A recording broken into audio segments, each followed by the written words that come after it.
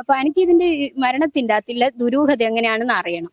ഇവരുടെ കോളുകൾ പരിശോധിച്ചാൽ മനസ്സിലാവും.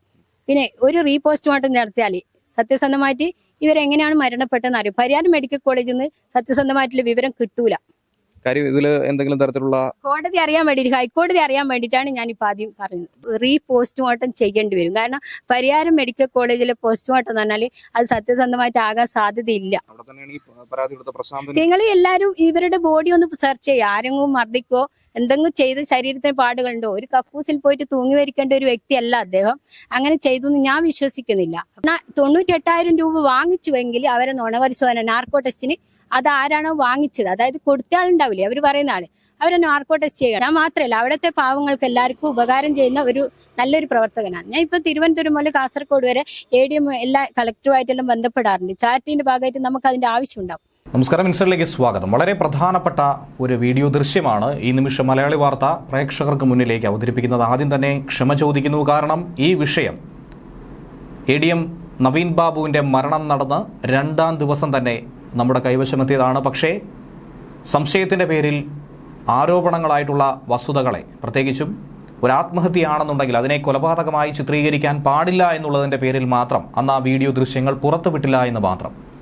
പ്രത്യേകിച്ചും കുടുംബാംഗങ്ങളും അവിടെ ഉണ്ടായിരുന്ന മറ്റ് പ്രവർത്തകരും, പ്രത്യേകിച്ചും കമ്മ്യൂണിസ്റ്റ് പ്രവർത്തകരടക്കം നാട്ടുകാരടക്കം ആവശ്യപ്പെട്ടതിൻ്റെ അടിസ്ഥാനത്തിലായിരുന്നു അന്ന് ആ വീഡിയോ പബ്ലിഷ് ചെയ്യാതിരുന്നത്. അതിനുള്ള കാരണവും ഇതിലൂടെ തന്നെ വ്യക്തമാക്കുകയാണ്.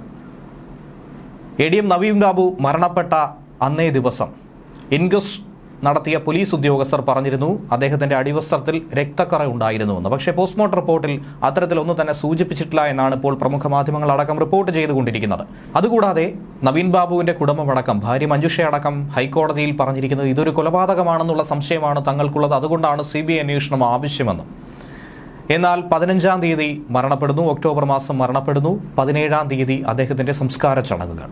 അന്നേ ദിവസം രാവിലെ ഏകദേശം ഒരു 8 മണിയോടുകൂടി നവീൻ ബാബുവിൻ്റെ വീട്ടുമുറ്റത്ത് ആ നാട്ടുകാരി അല്ലാത്ത ഒരു സ്ത്രീയെ കാണുകയും ചില അസ്വാഭാവികമായ ചില ചുറ്റുപാടുകൾ നിരീക്ഷിക്കുകയും ചെയ്തു. അതിൻ്റെ അടിസ്ഥാനത്തിൽ ഞാനും അതുപോലെ തന്നെ ക്യാമറാമാൻ ഡോൺ തോമസ് അബ്രഹാമും എത്തി സ്ഥിതിവിവരം അന്വേഷിച്ചപ്പോൾ നവീൻ ബാബുവിനെ നേരിട്ടറിയാവുന്ന ഒരു സ്ത്രീയാണെന്നാണ് അവർ വെളിപ്പെടുത്തിയത്. പത്തനംതിട്ട മലയാലപ്പുഴയിൽ വെച്ചാണ് അവരെ നേരിട്ട് കാണുന്നത്, നവീൻ ബാബുവിൻ്റെ വസതിക്ക് മുന്നിൽ വെച്ച്.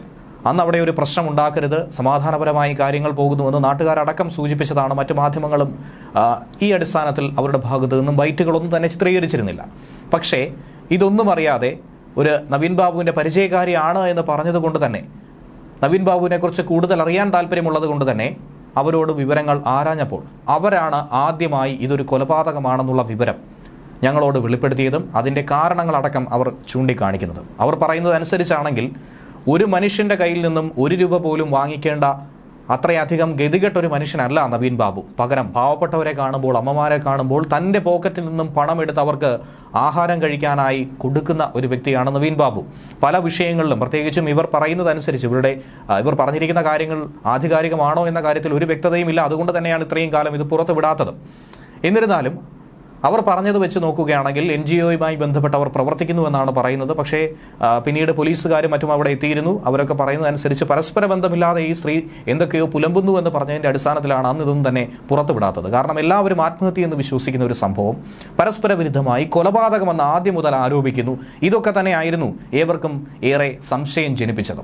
അതുകൊണ്ട് തന്നെ ഈ വിഷ്വലൊന്നും ഡിലീറ്റ് ചെയ്യാതെ കൈവശം സൂക്ഷിക്കുകയായിരുന്നു. എന്താണ് കേസിൻ്റെ പുരോഗതി എന്നുള്ളത് അറിഞ്ഞതിന് ശേഷം മാത്രം ഇത് വേണമെങ്കിൽ പ്രേക്ഷകർക്ക് മുന്നിലേക്ക് എത്തിക്കാമെന്നായിരുന്നു കരുതിയത്. ഇതിൻ്റെ അടിസ്ഥാനത്തിലാണ് ഇപ്പോൾ ഒരു സംശയം ഏവർക്കും ഉള്ളതുപോലെ തന്നെ നമുക്കും ഒരു സംശയം ഉള്ളതുകൊണ്ടാണ് ഈ വിഷ്വൽ പുറത്തുവിടുന്നത്. അതോടൊപ്പം അവർ അതിൽ തന്നെ ആവശ്യപ്പെടുന്നു ഇത് മാധ്യമങ്ങൾക്കോ ഞങ്ങൾക്കോ നൽകുന്നതല്ല. ബഹുമാനപ്പെട്ട നീതിപീഠം ഇത് ശ്രദ്ധിക്കണമെന്നും ഇതിൽ അസ്വാഭാവികതയുണ്ട്, ഇതേക്കുറിച്ചുള്ള അന്വേഷണം നടത്തണമെന്നുമാണ് അവർ ആവശ്യപ്പെടുന്നത്. അവർക്ക് നവീൻ ബാബുവിനെ നേരിട്ട് അറിയാമെന്ന് അവർ അവകാശപ്പെടുന്നു. എന്നാൽ അതിൻ്റെ വസ്തുത എന്ത്, സത്യാവസ്ഥ എന്ത് എന്നുള്ളത് നമുക്ക് ഒട്ടും തന്നെ വ്യക്തതയുള്ളതല്ല.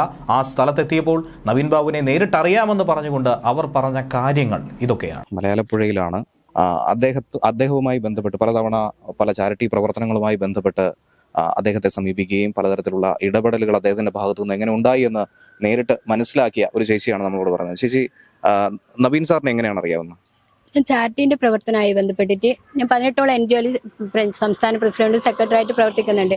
ഈ സാറിന്റെ ഓഫീസിലേക്ക് ഞാൻ പോയിട്ടുണ്ട്. പ്രത്യേകിച്ചിട്ട് വയസ്സായ സീനിയർ സിറ്റിസൺ ആക്ട് പ്രകാരമുള്ള ജാമ്യമില്ലാത്ത വകുപ്പ് 2009 ആക്ട് എടുക്കുന്നുണ്ട്. അപ്പോൾ 2007 ആക്ട് എടുക്കുമ്പോൾ ജാമ്യം കിട്ടുന്നുണ്ട്.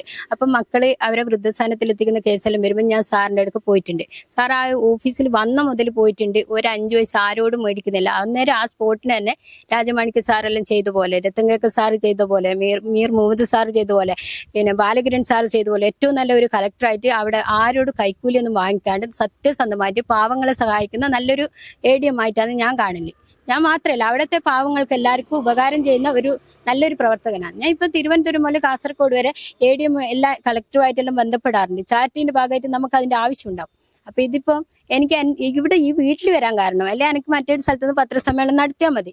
പക്ഷെ ഒന്ന് ഈ മരണത്തിന് അന്നേരം ആ സമയത്ത് കളക്ടറേറ്റിൽ നിന്ന് മീറ്റിംഗിൽ അവിടെ ഈ പറയുന്ന ജില്ലാ പഞ്ചായത്ത് പ്രസിഡന്റ് അവിടെ ഇവരോട് ഷൗട്ട് ചെയ്ത് സംസാരിച്ചപ്പോൾ അതിൻ്റെ അകത്ത് പറയുന്നത് 98,000 രൂപ വാങ്ങിച്ചു എന്നാ. 98,000 രൂപ വാങ്ങിച്ചുവെങ്കിൽ അവരെ നുണപരിശോധന നാർക്കോ ടെസ്റ്റിന് അത് ആരാണോ വാങ്ങിച്ചത്, അതായത് കൊടുത്ത ആളുണ്ടാവില്ലേ, അവർ പറയുന്ന ആള്, അവരെ നാർക്കോ ടെസ്റ്റ് ചെയ്യണോ? അത് ഞാൻ ഹൈക്കോടതി ഇല്ല. അപ്പൊ അത് ഗവൺമെന്റിന്റെ ഒരു പെട്രോൾ പമ്പ് നടത്താമെന്നും പറയുന്നുണ്ട്. അവർ ഗവൺമെന്റിന്റെ ഉദ്യോഗസ്ഥന് പെട്രോൾ പമ്പ് നടത്താനുള്ള അനുമതി ഇല്ലാന്ന് അറിയാലോ. പിന്നെ 2 വെച്ചാല് അന്ന് പിന്നെ ഈ മരിക്കുന്ന ദിവസം റെയിൽവേ സ്റ്റേഷനിൽ എത്തിക്കുന്നുണ്ട്. മുനീശ്വരൻ കോവിലിന്റെ അതിലെ കൂടി വീണ്ടും ആ താമസ സ്ഥലത്തേക്ക് എത്തിപ്പെടാനുള്ള സാഹചര്യം അവരുടെ കോളുകൾ പരിശോധിച്ചാൽ മനസ്സിലാവും. പിന്നെ അത്രേ ആവശ്യമുള്ളൂ. എന്ന് വെച്ചാൽ ഇല്ലെങ്കിൽ ഈ ഒരു പോസ്റ്റ്മോർട്ടം ചെയ്യേണ്ടി വരും. കാരണം പരിയാരം മെഡിക്കൽ കോളേജിലെ പോസ്റ്റ്മോർട്ടം എന്ന് പറഞ്ഞാൽ അത് സത്യസന്ധമായിട്ട് ആകാൻ സാധ്യതയില്ല. നിങ്ങൾ എല്ലാവരും ഇവരുടെ ബോഡി ഒന്ന് സെർച്ച് ചെയ്യുക. ആരെങ്കിലും മർദ്ദിക്കോ എന്തെങ്കിലും ചെയ്ത് ശരീരത്തിന് പാടുകളുണ്ടോ? ഒരു കക്കൂസിൽ പോയിട്ട് തൂങ്ങി വരിക്കേണ്ട ഒരു വ്യക്തിയല്ല അദ്ദേഹം. അങ്ങനെ ചെയ്തു എന്ന് ഞാൻ വിശ്വസിക്കുന്നില്ല. അപ്പം ഞാനല്ല ഒരാൾക്കും അതിന്റെ ഒരു മരണവുമായി ബന്ധപ്പെട്ട് ഇത് ഞാൻ കേൾക്കാൻ ഹൈക്കോടതി ജഡ്ജി കേൾക്കാൻ വേണ്ടിയിട്ട് പറയുന്നതാണ്. നിങ്ങൾ ചോദിച്ചോണ്ട്, അല്ലാണ്ട് ഞാൻ ആളാകെ നിങ്ങളെടുത്ത് വന്നതല്ല. അപ്പൊ എനിക്ക് ഇതിന്റെ മരണത്തിന്റെ അകത്തുള്ള ദുരൂഹത എങ്ങനെയാണെന്ന് അറിയണം. ഇവരുടെ കോളുകൾ പരിശോധിച്ചാൽ മനസ്സിലാവും. പിന്നെ ഒരു പോസ്റ്റ്മോർട്ടം നടത്തിയാൽ സത്യസന്ധമായിട്ട് ഇവരെങ്ങനെയാണ് മരണപ്പെട്ടതെന്ന് അറിയും. പരിയാരം മെഡിക്കൽ കോളേജിൽ നിന്ന് സത്യസന്ധമായിട്ടുള്ള വിവരം കിട്ടൂല. കാര്യം ഇതിൽ എന്തെങ്കിലും തരത്തിലുള്ള കോടതി അറിയാൻ വേണ്ടിയിട്ട്, ഹൈക്കോടതി അറിയാൻ വേണ്ടിയിട്ടാണ് ഞാൻ ഇപ്പൊ ആദ്യം പറയുന്നത്. ദുരൂഹത ശക്തമായിട്ട് തന്നെ സംശയിക്കുന്നുണ്ടല്ലേ? ആ ദുരൂഹത എന്ന് വെച്ചാൽ അല്ലെങ്കിൽ ഒരു പിന്നെ റെയിൽവേ സ്റ്റേഷനിൽ എത്തിയ ഒരു മനുഷ്യൻ അങ്ങോട്ട് പോകേണ്ട ആവശ്യമില്ല. ഇവരെ ആരോപിക്കുന്ന കുറ്റം 98,000 രൂപ മേടിച്ചു എന്നാ. ഈ മനുഷ്യൻ ഒരു 5 വയസ്സ് ആരോടും മേടിക്കില്ല.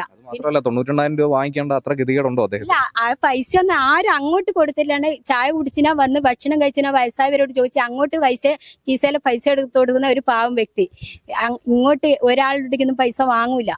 പിന്നെ അത് നേരം അവര് ഈ കൊടുത്തുനിന്ന് ആരെങ്കിലും കൊടുത്ത ആരോപണം ഉന്നയിച്ചിട്ട് ദിവ്യ പറഞ്ഞല്ലോ, അവരെ നാർക്കോ ടെസ്റ്റ് ചെയ്ത് സത്യസന്ധത തെളിയിക്കട്ടല്ലേ. അല്ലാണ്ട് ഇതിപ്പോ നമുക്ക് ആവശ്യം ഇതിന്റെ സത്യം അറിയണം. ഏതെങ്കിലും ഒരു കേസോ അല്ലെങ്കിൽ മറ്റെന്തെങ്കിലും ഇടപാടുമായിട്ട് ബന്ധപ്പെട്ട് അദ്ദേഹമായിട്ട് സമീപിച്ച ഒരു അനുഭവം? കുറെ അനുഭവം ഉണ്ട്. ഇപ്പൊ ഇതിന് കുറച്ച് ഒരു 5-6 മാസം മുമ്പ് പരിയാരം മെഡിക്കൽ കോളേജിൽ നിന്ന് ഒരാളുടെ മരണവുമായി ബന്ധപ്പെട്ടിട്ട് അവിടുത്തെ ഞാൻ ഷർസി മാഡത്തിനോടെല്ലാം സമീപിച്ചപ്പോ ഇവരടുക്ക് ഞാൻ പോയിട്ടുണ്ട്. അപ്പൊ അതിനകത്ത് ആ മരണത്തില് പിന്നെ ദിവ്യയുടെ ഭർത്താവിടെ പരിയാരം മെഡിക്കൽ കോളേജിൽ ഉണ്ടല്ലോ. അപ്പൊ അതിനകത്ത് നാർക്കോ ടെസ്റ്റ് ചെയ്യേണ്ട സംഭവങ്ങൾ ഉണ്ടാകുമ്പോൾ നമ്മൾ ഒരു പോസ്റ്റ്മോർട്ടത്തിൽ മരണമാണെന്ന് തെളിയിക്കണ്ടെങ്കിൽ നാച്ചുറൽ ഡെത്ത് എന്ന് പറയണ്ടെങ്കിൽ അവിടെ സംഭവിക്കുന്ന എന്താണെന്ന് വെച്ചാൽ അവരുടെ ആന്തരികാവയവം പരിശോധിക്കണം. ഭക്ഷണാവശിഷ്ടങ്ങൾ 400 ഗ്രാം ഭക്ഷണാവശിഷ്ടങ്ങൾ ഉണ്ടെന്ന് പറഞ്ഞു. അപ്പൊ അത് പരിശോധിക്കണം. ഇതൊക്കെ പരിശോധിച്ച് ലാബ് കൊണ്ടുപോയി പരിശോധിച്ചാലാണ് ഒരു വ്യക്തി ഇങ്ങനെയാണ് മരണപ്പെട്ടത്. ഇതൊന്നും കാണിക്കാണ്ട് നാച്ചുറൽ ഡെത്ത് എന്ന് പറയുന്നത്. അപ്പൊ അതിന് എന്ത് തെളിവ് എന്ത് പ്രൂഫാണ് കൊടുക്കാൻ പറ്റുക? അപ്പൊ അത് ഒരാളെ ദഹിപ്പിച്ചാൽ പോസ്റ്റ്മോർട്ടം ചെയ്യാൻ പറ്റില്ല. പോസ്റ്റ്മോർട്ടം ചെയ്യുന്നതിന് മുമ്പ് സത്യസന്ധമായിട്ടുള്ള അറിഞ്ഞാൽ മാത്രമേ പോസ്റ്റ്മോർട്ടം ചെയ്യാൻ പറ്റൂ.